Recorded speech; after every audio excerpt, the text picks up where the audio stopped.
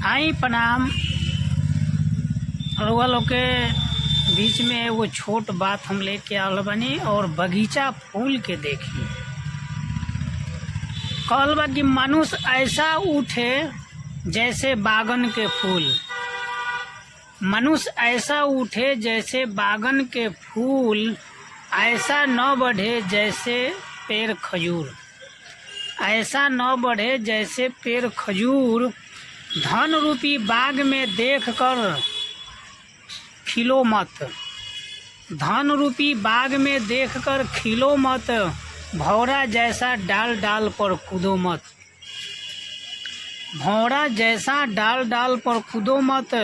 चंपा के फूल से सीखो, भौरा को नहीं बैठाती, चंपा के फूल से सीखो, भौरा को नहीं बैठाती। भौरा जगह जगह के मीत हैं, उसे कभी नहीं अपनाती। मनुष्य अपना महल सुंदर बना ले, मगर मधुमक्खी जैसा नहीं होगा। मनुष्य अपना महल बना ले,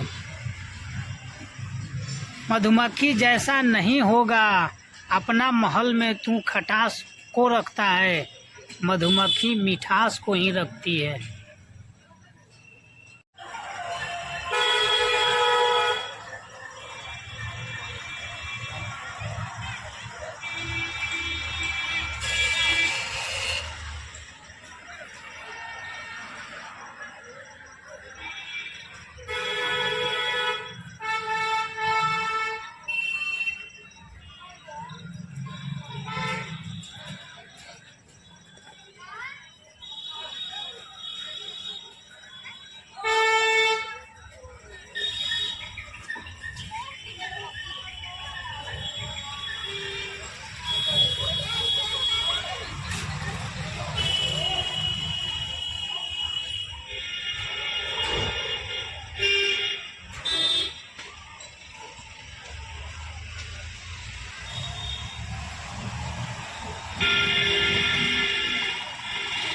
सुहाना सफर और मौसम हसी।